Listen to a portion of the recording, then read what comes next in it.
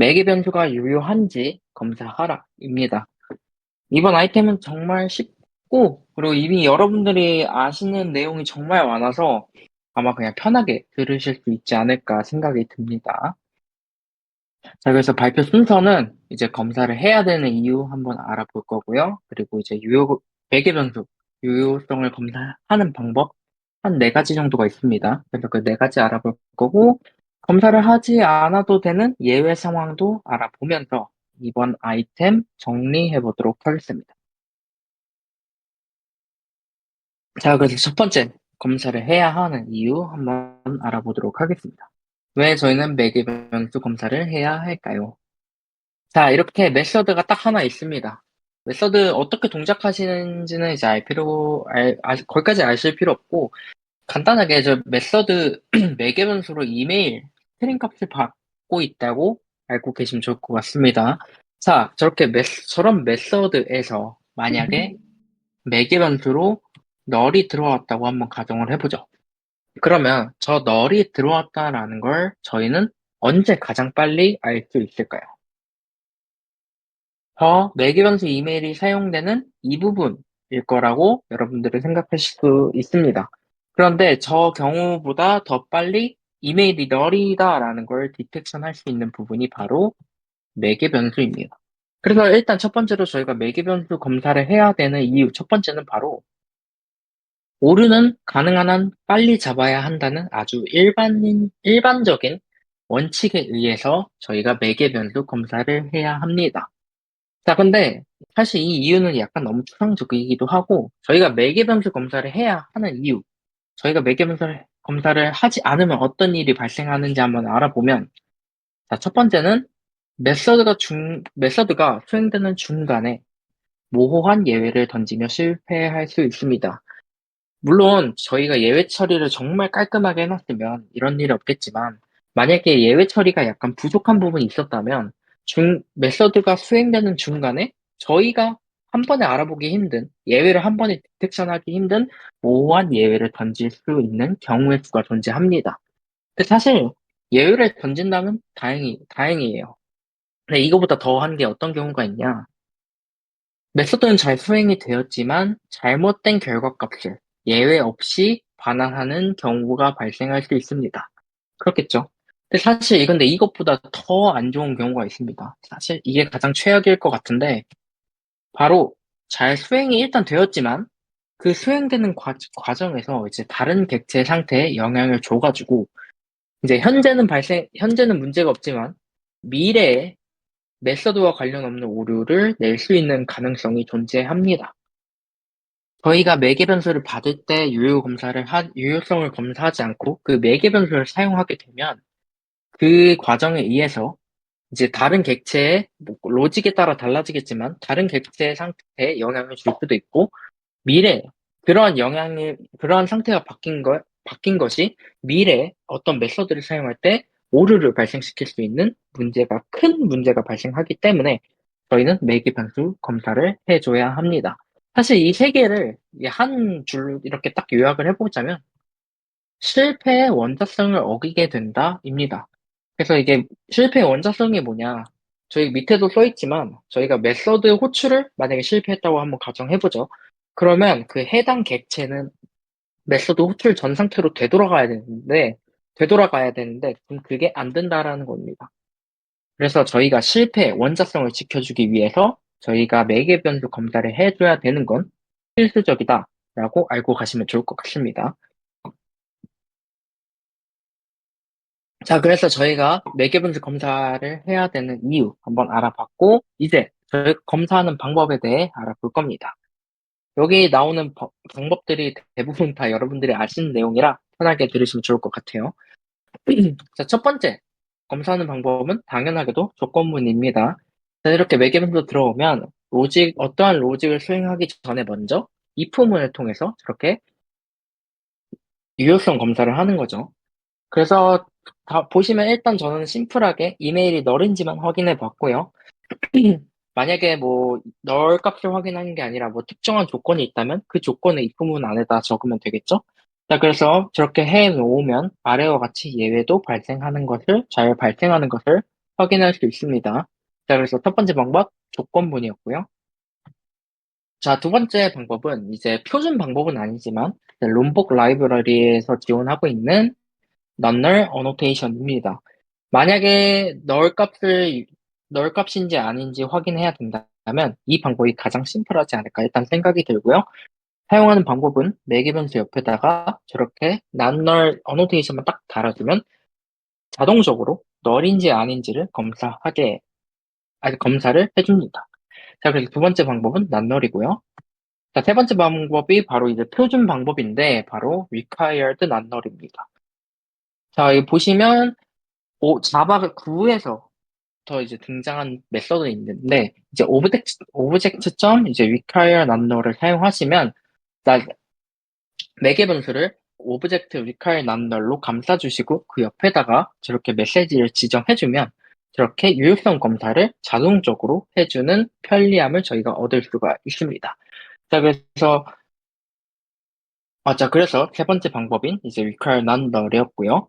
자, 이제 여기서 다음으로 이제 추가적인 사항을 좀 알아볼 건데 저 앞에서 require non-null 이외에도 이제 여러 가지 이제 유효성을 검사할 수 있는 메서드가 등장했습니다.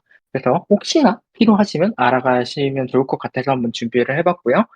보시면 자, checked from index size, checked from to index, checked index라는 게 있습니다. 이게 언제 사용하는 거냐?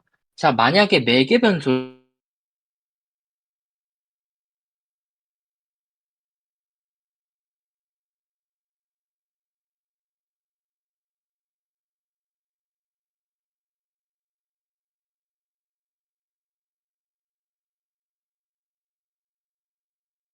된다면 이러한 메소드를 이용해서 유효성 검사하는 것도 좋을 것 같습니다. 네, 이 메소드에 약간 한 가지 주의사항이 있습니다. 그래서 그 주의사항 한번 살펴보도록 하겠습니다.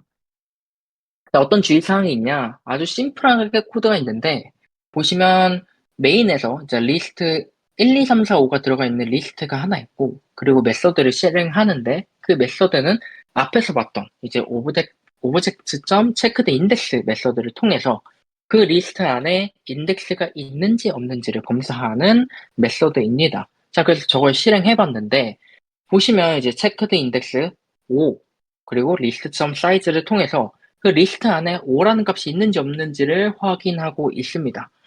그러면 위에서 보시면 1, 2, 3, 4, 5가 들어가 있기 때문에 저거 당연히 잘 통과하겠구나라고 생각하시겠지만 어, 죄송합니다. 네, 다시 갈게요. 네, 생각하시겠지만 어, 저렇게 예외가 발생하고 있는 것을 확인할 수 있습니다. 예외 메시지를 보면 저 인덱스 안에 5라는 값이 없다라는 예외인데 왜 저런 문제가 발생하냐를 찾아보니까 저 메서드는 아쉽게도 컬렉션의 양끝 끝 값은 유효성 검사를 하지 않는 문제점이 있습니다. 그래서 이 문제점을 인지한 상태로 이 메서드 사용해서 유효성 검사를 하시면 좋을 것 같습니다. 자, 그래서 되돌아가서 이제 마지막 방법, 유효성 검사를 하는 마지막 방법 네 번째는 바로 assert 단원문입니다. 자, 단원문이 뭐냐면 이제 자신이 단언한 조건이 무조건 참이라고 선언하는 것입니다. 자, 그래서 사용 방법이 아주 간단한데 보시면 저렇게 매개 변수로 입력받은 이메일이 만약에 널인지 아닌지를 검사하려면 저렇게 if문처럼 조건문 쓰는 것처럼 조건을 써주시고 오른쪽에다가 해당 메시지를 작성해 주시면 간단하게 유효성 검사를 할 수 있는 바로 방법 중 한 가지입니다. 근데 여기서 좀 주의 깊게 보셔야 될 게 바로 이제 assertion error를 발생시킨다는 것입니다. 근데 앞에서는 이제 널 포인트 익셉션이나 illegal access exception 이런 것들을 던졌는데 이 방식 같은 경우는 assertion error만 던지고 있습니다. 자, 그래서 이 방법을 사용할 때 주의사항이 있는데 이게 어떤 주의사항이냐면 자, 앞에서 봤듯이 이 방법은 assertion error만 발생시킵니다. 자, 그래서 여러분들이 이제 여러 에러의 발생 원인에 따라서 이제 다른 조치를 취하는 경우, 다른 예외를 던진다거나 그 예외가 발생했을 때 어떤 메소드를 실행시킨다든지 이러한 이제 다른 조치를 취하는 경우에는 assertion error를 사용하는 것은 좀 assertion 이외에 다른 방법이 더 어울립니다. assertion의 이러한 경우는 사용하는 것은 좋지 않다고 합니다.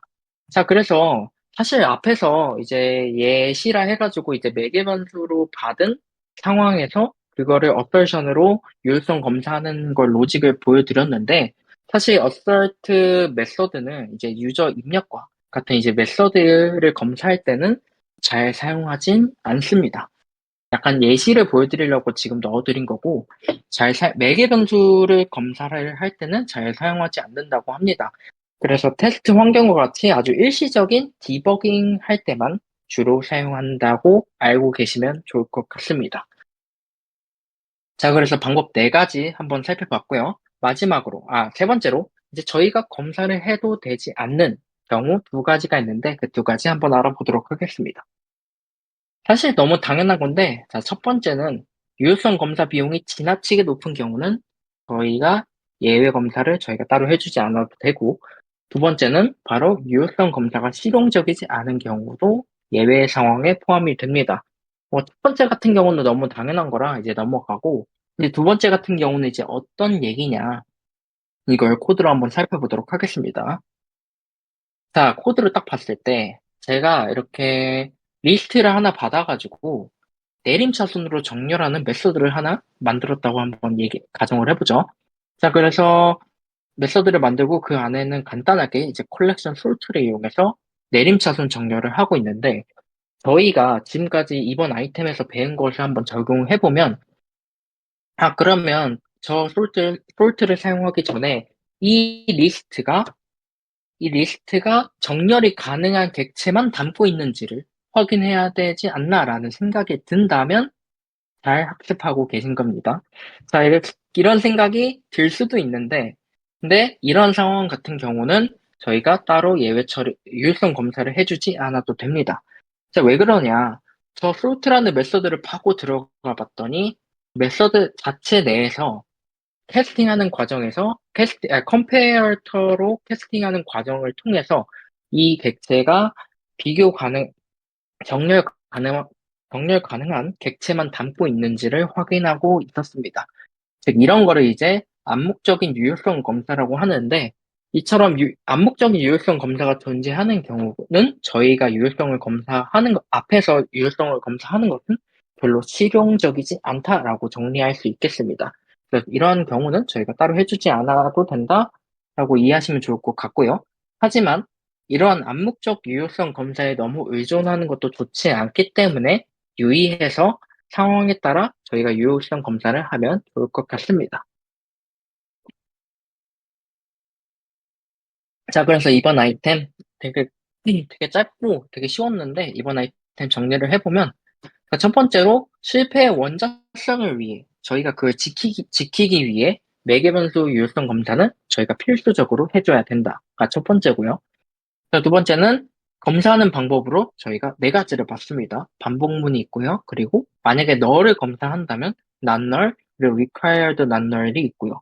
그리고 assert라는 방식으로도 매개 변수를 검사할 때 사용하진 않지만 assert라는 방식으로 유효성 검사도 할 수 있다라고 네 가지 정도 알아봤습니다. 자, 그래서 저희가 그래서 이번 아이템은 유효성 검사를 해주자라고 정리하면 좋을 것 같고 추가적으로 이제 API 사용자가 이제 저러한 제약을 지킬 수 있도록 유효성 검사와 추가적으로 문서화까지 해준다면 더 완벽한 유효성 처리가 될 것 같습니다. 자, 그래서 이번 아이템 매개 변수가 유효한지를 검사하자는 제가 준비한 발표, 제가 준비한 자료는 여기까지고요. 이상 발표를 마치도록 하겠습니다. 감사합니다.